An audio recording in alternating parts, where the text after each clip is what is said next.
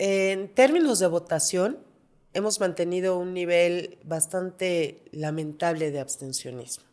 Y hay que decirlo. Este tipo de expresiones creo yo que lastiman a la democracia, lastiman a las minorías. Hemos ido sufriendo esta pérdida de derechos de una forma tan constante, tan constante. Palabra de ti. Palabra de ti.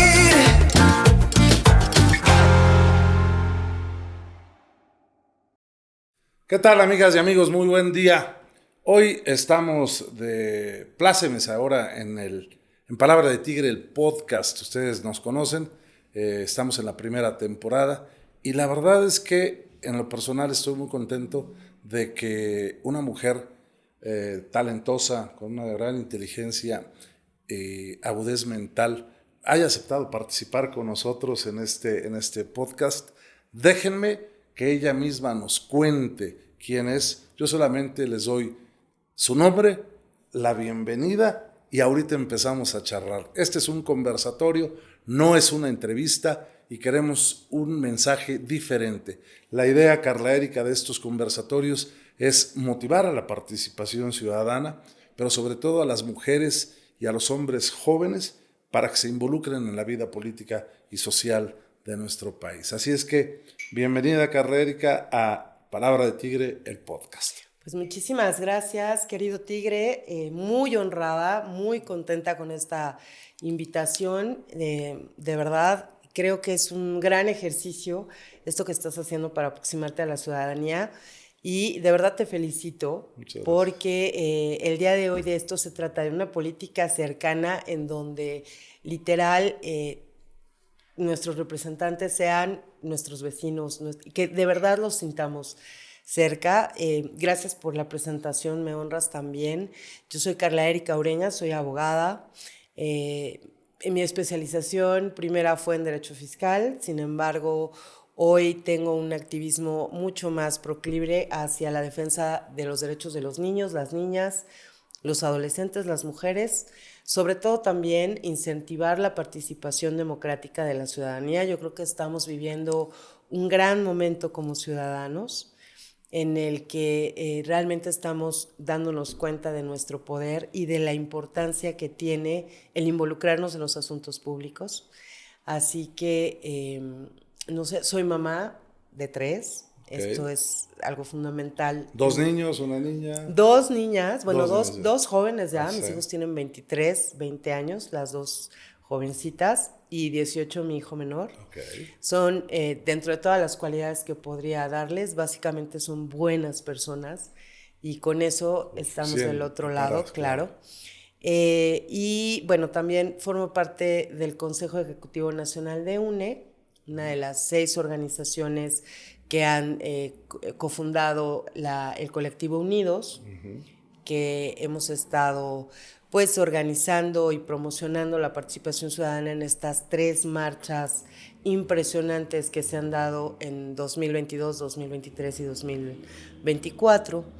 Así que creo que esto es básicamente quién soy. Muy bien, Carla Erika. Cuéntame todo. Poblana. Sí, ¿estudiaste en Puebla? Así es, soy egresada de la Universidad de las Américas Puebla. Correcto. En el 95.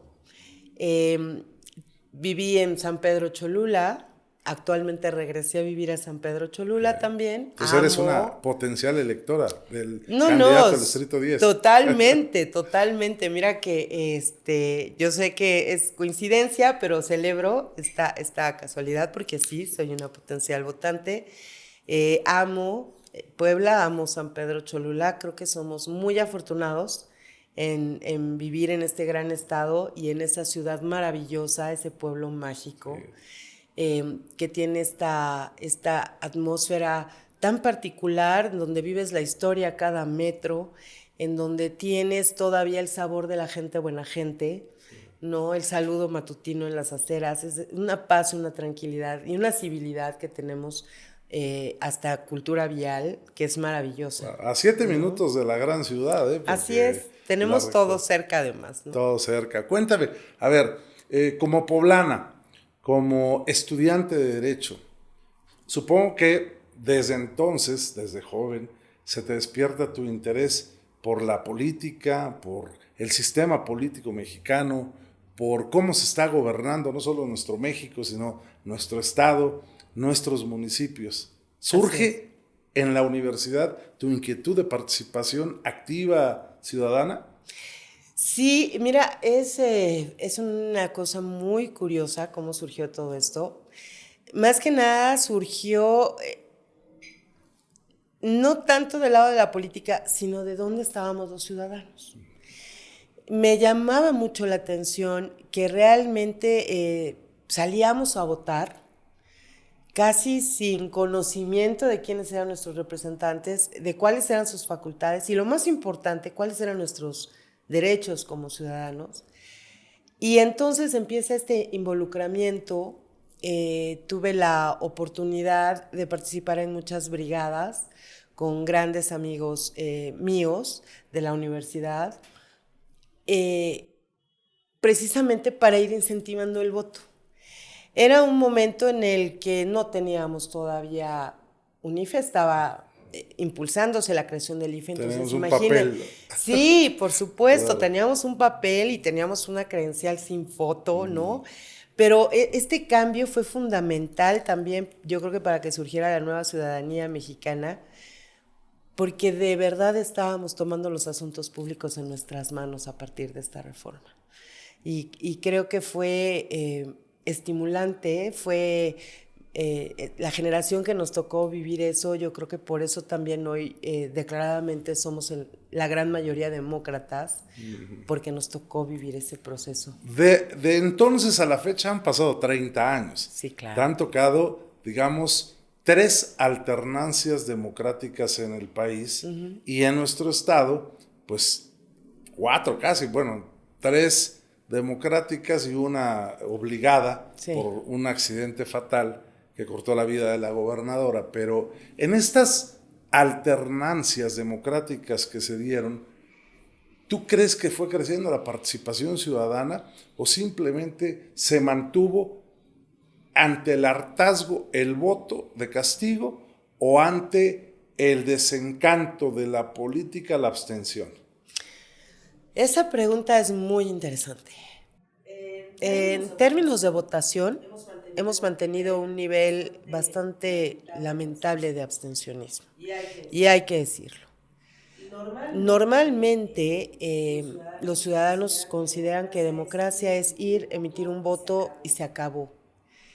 Creo que estos últimos años sí hemos notado un involucramiento un poco más activo en la conversación pública, porque bueno, también estamos viendo la destrucción de las instituciones que garantizan nuestros derechos. Forzosamente hemos tenido que involucrarnos más en la conversación.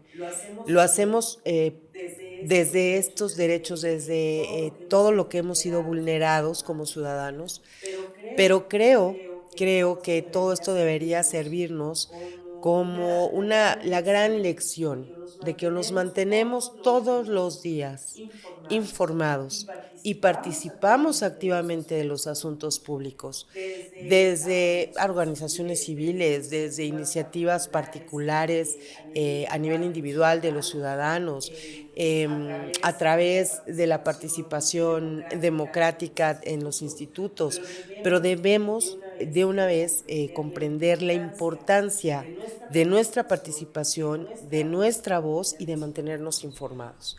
Porque sí, yo espero que en esta elección que viene el 2 de junio, de verdad logremos romper esa dinámica de abstencionismo que hemos tenido en casi todas las elecciones.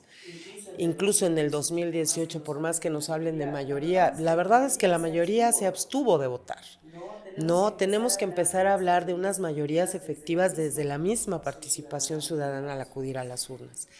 Y si estos 5 años no nos han servido ya como lección de nuestra importancia en los periodos y en los asuntos públicos, yo creo que vamos a desperdiciar una gran oportunidad. En el 21 recordarás que el grito ciudadano o la exigencia ciudadana es conformar una nueva mayoría para quitarle la mayoría calificada al grupo en el poder, a esa mayoría que yo le llamo indolente.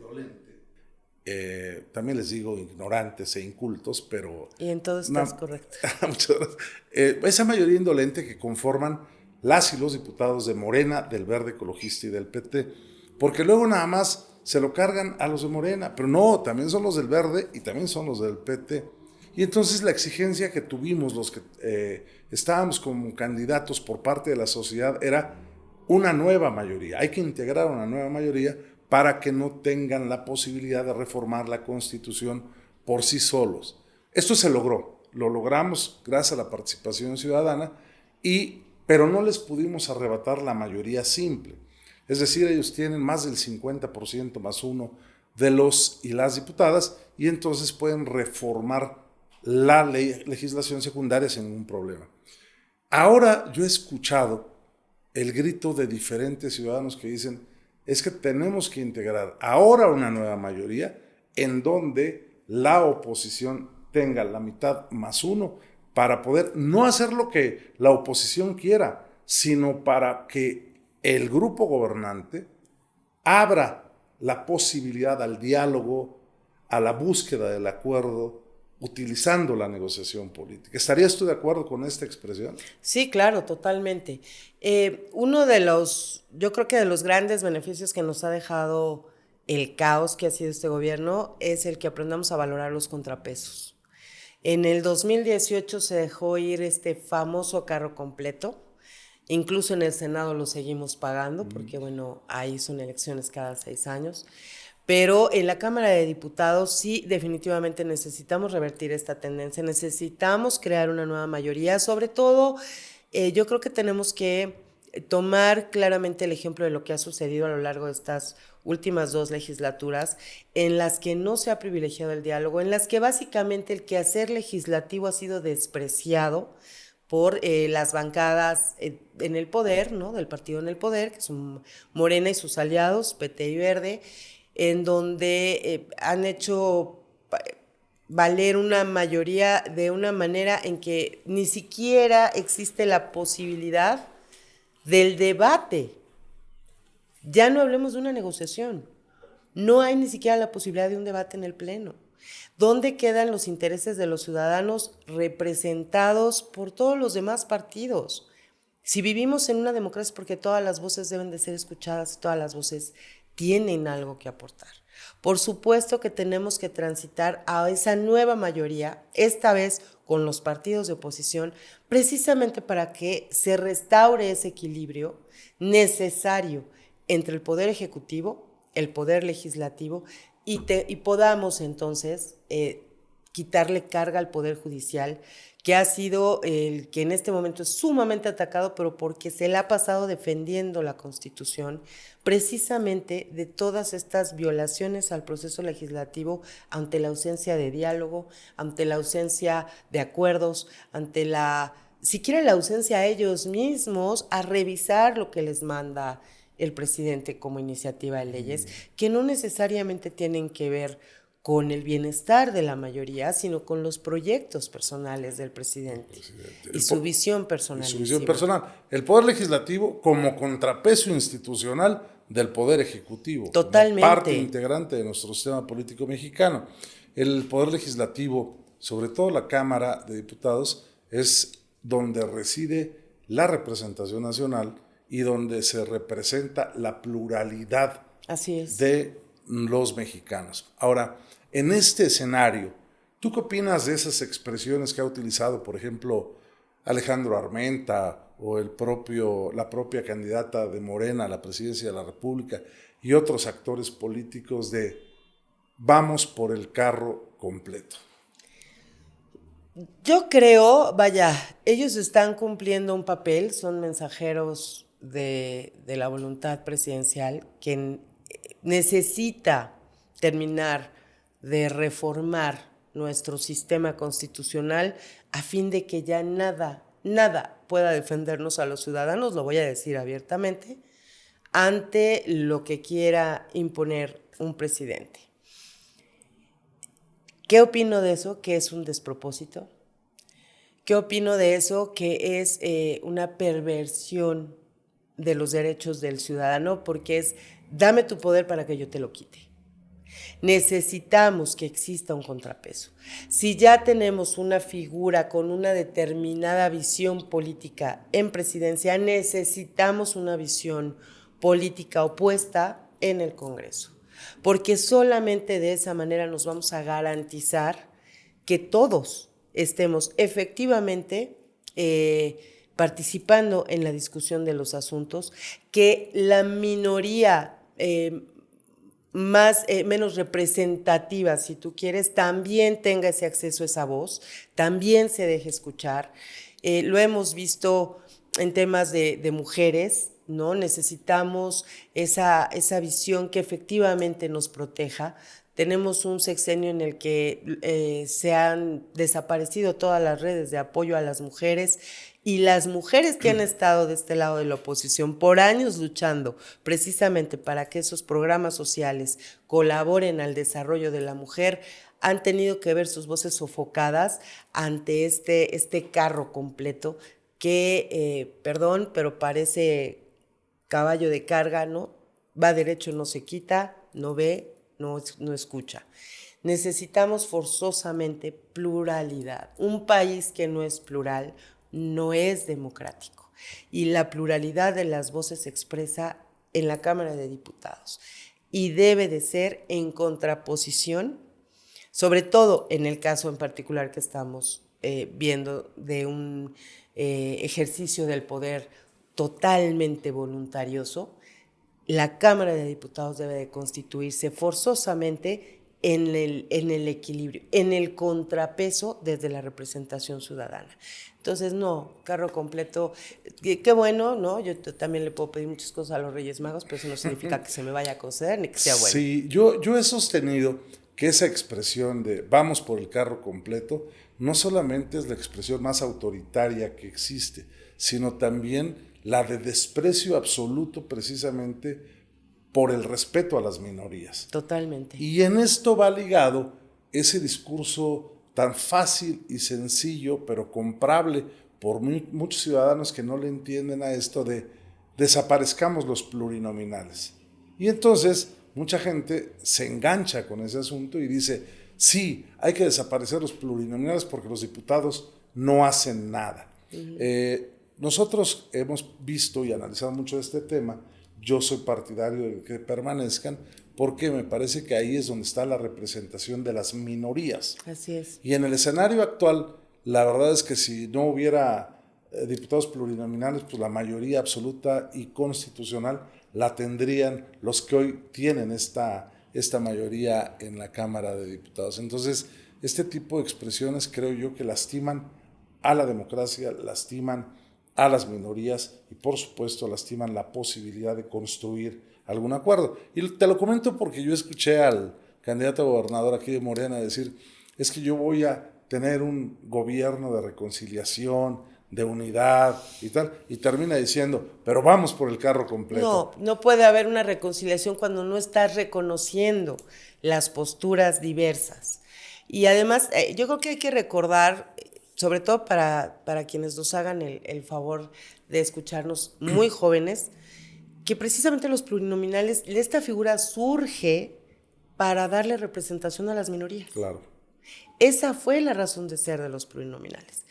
Por otro lado, es muy curioso el discurso porque si bien dicen que quieren desaparecer a los plurinominales, que es la representación de las minorías, por otro lado, la reforma que enviaron dejaba puros plurinominales. Entonces, yo creo que ni ellos mismos... ¿no? Es más vendible decir que sí, desaparezcan los plurinominales a explicar que es un plurinominal, ¿no? Totalmente, ¿no? Pero yo creo que el actual sistema, como lo tenemos conformado, si bien es perfectible, porque todo es perfectible siendo humano, es lo más perfecto que tenemos y debemos conservarlo de esta manera, y sobre todo los ciudadanos debemos de ser conscientes en favorecer y cuidar este sistema emitiendo el voto que precisamente le dé voz a las minorías, que permita, repito, este contrapeso otra vez. No podemos ir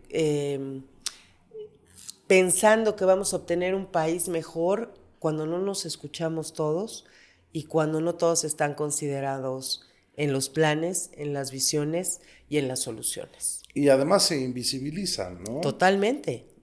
Ahora, en este escenario, tú, desde tu trinchera ciudadana, ¿cómo le explicarías a los jóvenes o a las mujeres o les dirías el riesgo que se corre en el caso de que no participen el 2 de junio del 24 con su manera más fácil y clara de participar en la democracia, que es salir a votar? Mira, yo doy clases, tengo la fortuna de dar clases a jóvenes entre 20 y 21 años. Y cuando hablamos del tema de participación, siempre les cuento que yo aprendí a votar. Yo salí a votar la primera vez, sabiendo que mi voto no contaba. Todos sabíamos quién iba a ganar. No importaba, incluso si ibas o no, hasta ibas a votar, aunque ese día no te hubieras parado en la elección. ¿Por qué esto es importante? Porque los jóvenes de hoy tienen una noción y un concepto de su propia libertad que nosotros tuvimos que aprender sobre la marcha, que a nosotros nos entregaron, como lo mencionaba, este instituto, no sabíamos cómo iba a funcionar, las primeras capacitaciones para las casillas eran verdaderamente extenuantes. Hoy para ellos, este mecanismo es tan natural como respirar. Claro, nacieron en democracia. Nacieron en democracia, nacieron en libertad. Y lo que yo les comento siempre, de verdad, no esperen a que les falte el aire para abrir la boca y tratar de dar una bocanada. No saben lo que es eso y me alegra infinitamente que no lo sepan. Que no lo pierdan. Y que no lo pierdan. Claro. Es la base. Claro. A ver, yo cuando me tocó la oportunidad de ser el secretario de elecciones cuando la campaña de Vicente Fox, y yo veía un ánimo al principio como ese que tú mencionaste, y creo que fue variando. A ver si coincides conmigo, porque me parece que estamos en un escenario 23 años después de lo de Fox, como el que teníamos entonces, ahora con el caso de la elección del 24. Yo lo veía así. Primero, ¿para qué voto si siempre gana el PRI? Exacto. O sea, es decir, mi voto no vale, pero tengo que votar, decíamos nosotros. ¿Para qué voto si siempre gana el PRI? Bueno, voy a votar aunque gane el PRI. Y se fue moviendo el abanico y dice, hay que votar porque puede perder el PRI. Hay que votar porque puede ganar el PAN. Y al final vamos a votar porque va a ganar el PAN. Así es. Entonces se fue moviendo el abanico y me parece que hoy estamos en un escenario similar a ese, en donde mucha gente al principio dijo, no, bueno, pero pues no hay nadie en la oposición que nos pueda representar, no hay nadie que motive, fulano no porque tiene estos errores, este tampoco porque tiene esto, este tampoco porque es mal hablada, en fin, una serie de cosas que me parece que unieron a la oposición en una candidatura que hoy por hoy representa la esperanza de muchas y muchos mexicanos, ¿no? Al margen de los partidos políticos, ha despertado una inquietud ciudadana de participar, de promover y de convocar a los demás, ¿no? Entonces, en esta trinchera que tú tienes, a mí me parece fundamental, porque lo que muchas personas no ven es lo que está sucediendo en contra de la libertad de expresión, en contra de los periodistas, en contra de los candidatos. Sí. Ejemplos de esto te puedo dar, pues ya hasta el día de ayer iban 46 asesinados desde que empezó el proceso electoral, de los cuales 27 eran candidatos en diferentes estados de la República. El atentado contra la libertad de expresión lo vimos ayer con una extraordinaria periodista, seguidora del proceso legislativo, que le cortan su espacio en Radio Fórmula. Y me parece que la sociedad, por lo menos los que nos enteramos, manifestamos nuestra solidaridad a ella, como lo hicimos con Ciro cuando tuvo el atentado, como lo hicimos con Loret. ¿Qué opinas de esto, mi querida Carla? Mira, si me permites, voy a tomar esto que decías del abanico primero. En definitiva, pedir carro completo es un signo de autoritarismo. ¿Qué signo más también queremos del régimen de autoritarismo que vamos a estar frenando con el voto a favor de la oposición el 2 de junio? Que hoy estamos en este primer escenario que mencionabas. ¿Para qué voy a votar si siempre gana el PRI? Hoy lo tienen con, pues este arroz ya se coció, ¿no? Las encuestas nos están marcando 350,000 puntos de ventaja para los candidatos, precisamente para lograr este desánimo. ¿Para qué voy a votar si fulanito, fulanita, ¿no?, de Morena ya ganó? No, señores, la ventaja es que en democracia no hay nada escrito y lo decidimos nosotros. Claro. Y la gran encuesta es el 2 de junio. Y ese es precisamente otra vez el proceso, como bien lo mencionabas, estamos ahí, que debemos atravesar. No va a ganar Morena si nosotros queremos que no gane Morena. Y de hecho tenemos que ir a votar, porque sí podemos no solamente hacer que gane Morena, sino que pierda Morena, sino que gane Xochitl. Que se mueva el abanico. Por supuesto. Entonces, tenemos ahora únicamente la narrativa, y es esa narrativa precisamente que manda el resorte por la vivencia que ya tuvimos hace muchos años para desincentivar el voto. Pero no, aquí nadie se me raja, aquí todos vamos a votar el 2 de junio porque esto no está escrito, aquí no hay ningún arroz cocido. Segundo, esto que tú decías me preocupa particularmente porque no ha sido únicamente este mes. Lo que vimos ayer fue primero a un presidente a través de una vocera mandar al linchamiento público. Poblana, por cierto. Poblana, a 2 mujeres. Sí. Una de ellas, reportera, criminalizando algo que es nuestro derecho. Los ciudadanos tenemos el derecho de manifestarnos y de reunirnos a conversar lo que queramos siempre y cuando no estemos planeando un delito. Pero de ahí en fuera podemos hablar de lo que sea, cuando sea, como sea. Aquí ellas fueron expuestas por participar en un chat que a mí me parece ya particularmente grave. Persecutorio. Es persecutorio. Y como resultado, además, Radio Fórmula en la tarde le suspende de su actividad profesional como reportera. Entonces, hoy me parece también que otro analista ha sido despedido de Reforma, Carlos Bravo Regidor, sí. Que ha sido también pues muy crítico, con razones, con sustentos, con datos comprobables, porque no ha sido una crítica irreflexiva o emocional. Ya ves que ahora a decir la verdad le dicen que estás lleno de odio, ¿no? No, sí. No, la verdad no odia. La verdad es, y cuando la podemos comprobar con datos, que es lo que han estado haciendo personas como Carlos Bravo Regidor, pues resulta que los cortan de los espacios. Pero esto ha sido un proceso que se ha dado todo el sexenio. Nos quitaron el seguro popular y dejaron a 15 millones de personas sin acceso a sus servicios de salud, de los cuales el 65% eran mujeres, que somos las que trabajamos primordialmente en la informalidad, y no tenemos entonces acceso tan fácil a un IMSS o a un ISSSTE. El Seguro Popular nos permitía acceder a la salud, 15 millones menos. Tenemos 6 millones de niños que no tienen acceso a vacuna. Al principio de la pandemia supimos de algunos brotes de sarampión, que no se volvió a tocar el tema. El día de ayer se descubrió un caso de sarampión en un pequeño de 4 años. ¿Cómo andamos hoy con nuestros niños en el cuadro de vacunación? ¿Estamos protegidos? ¿Están los niños con las debidas defensas para el caso de un brote? No lo sabemos. Lo que sí sabemos es que hay 6 millones de niños sin vacunas en este país. Hemos ido normalizando que nos quiten nuestros derechos. En esta discusión, desde la conferencia matutina del presidente, en el que nos mete todos los días en una batalla de buenos y malos, conforme a su visión, porque además, si tú dices la verdad, para él eres malo, ¿no? Incluso también para muchos de sus, pues, intelectuales o opinólogos.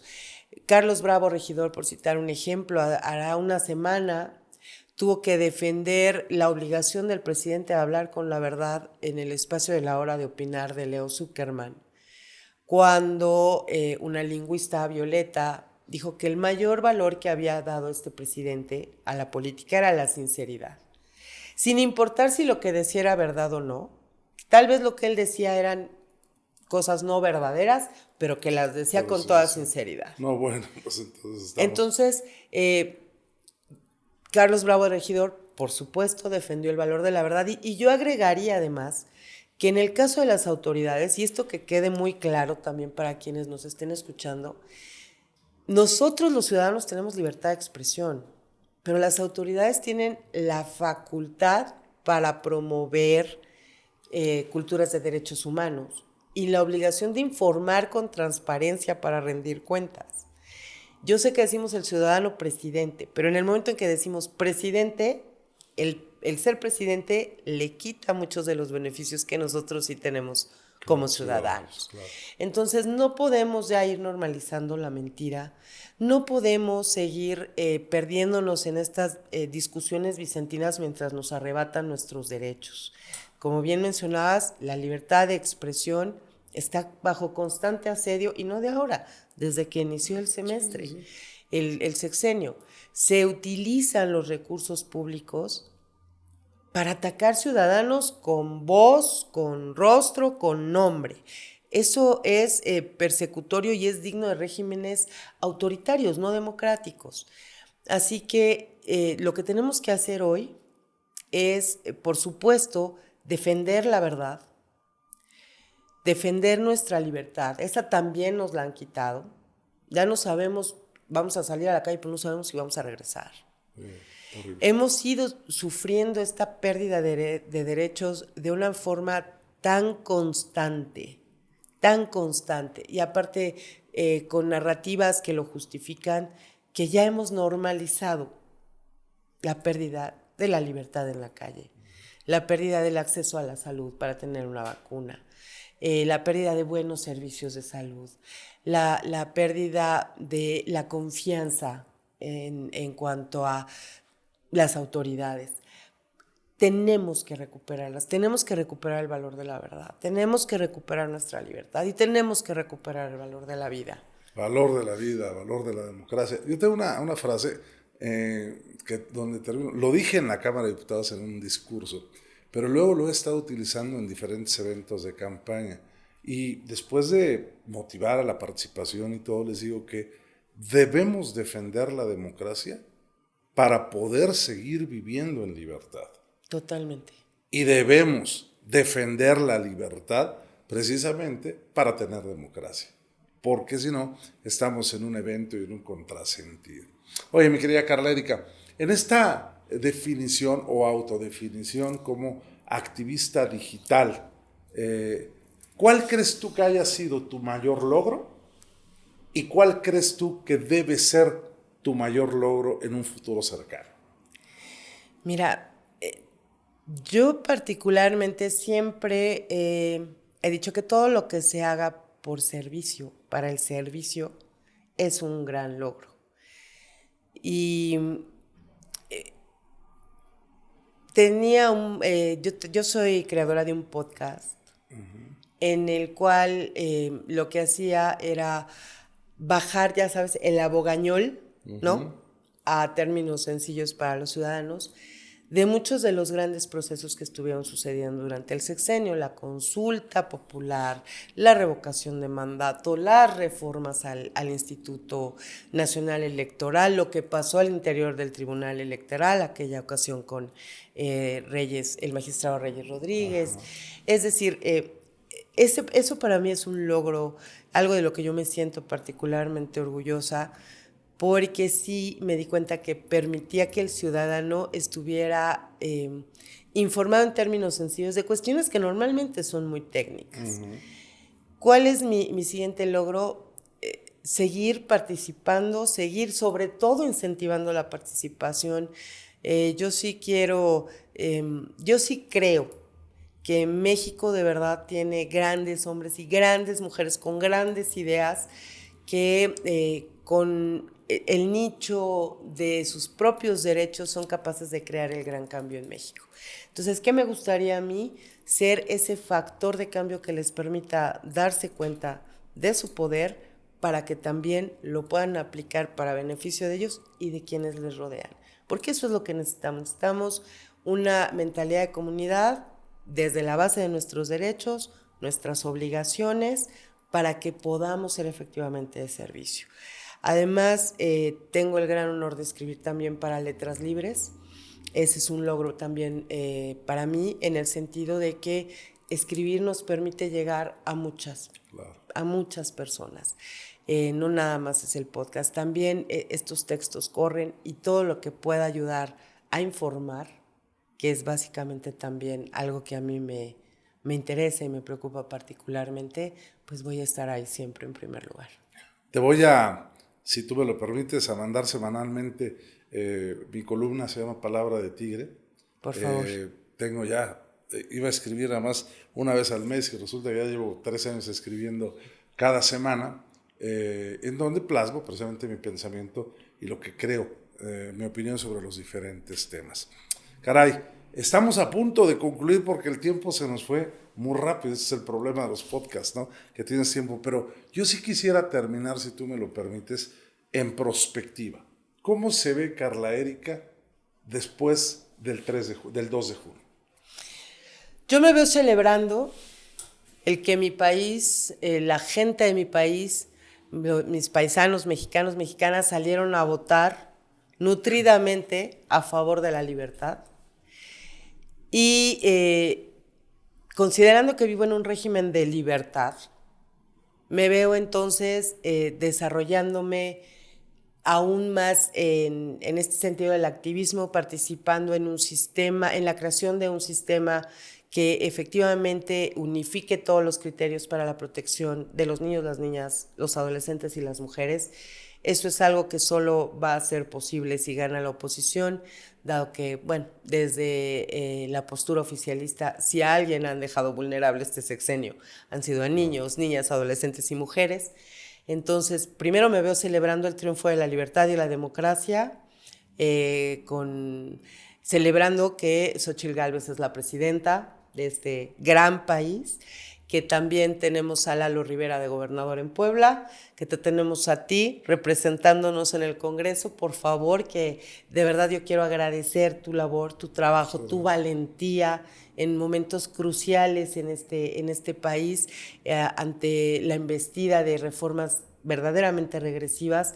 Tu voz, tu voto siempre estuvo a favor de los ciudadanos y creo que entonces en esta visión de un país que confirmó su convicción por la libertad, a favor de la libertad y de la democracia, poder seguirnos expandiendo en cuanto a la protección de niños, niñas, adolescentes y mujeres, dando clase, disfrutando a mis hijos, escribiendo y creyendo en un mejor futuro para todos en este país. Sí es posible, ¿verdad? Claro que sí, claro que sí es posible. Bueno, ya la oyeron a una abogada experta, maestra en temas de niñez, de juventud, de defensa de las mujeres, de lucha por la erradicación de la violencia en contra de las mujeres, y agradeciéndote, Carla Erika, este espacio que nos brindas también para comunicarle a las mujeres y a los jóvenes. Yo te quiero comprometer delante de todos porque un buen diputado no es solo. Un buen diputado requiere asesores y asesoras capacitadas para hacer mejor su trabajo, y si tú aceptas, yo te invitaré a estar pendiente de mi trabajo legislativo y en la aportación que tú tengas para México, yo sería tu voz ahí en el Congreso. Pues te agradezco mucho, por supuesto que tomo esta oportunidad, además será un honor para mí seguir colaborando con ideas con una persona tan íntegra como tú. De verdad, mi respeto, mi admiración, he seguido tu trabajo de cerca como mi representante y lo que te puedo decir es que cuentas conmigo y estoy segura que cuentas con muchos ciudadanos que queremos lo mejor para todos, lo mejor para México y que sabemos que contamos contigo, Tigre. Muchas gracias. Este fue Palabra de Tigre, el podcast, en su primera temporada, el 4º episodio. Esperen más y no se pierdan esto en nuestras redes sociales y por supuesto en las redes sociales de Carla Erika Ureña. Síganla, nos puedes dar tu Twitter, bueno, tus redes sociales. Sí, X, ¿no? X. Es @Carla E. Urena A. En Instagram soy únicamente Carla E. Y en TikTok estoy como Hablemos Derecho 72. Ahí hago cápsulas también, pequeñitas, explicando algunas de las cuestiones jurídicas en términos de no abogañol, se los prometo. Ahí está. Estamos a menos de 73 días del 2 de junio. Vamos a salir adelante, vamos a salir a votar y nos vemos aquí la siguiente semana.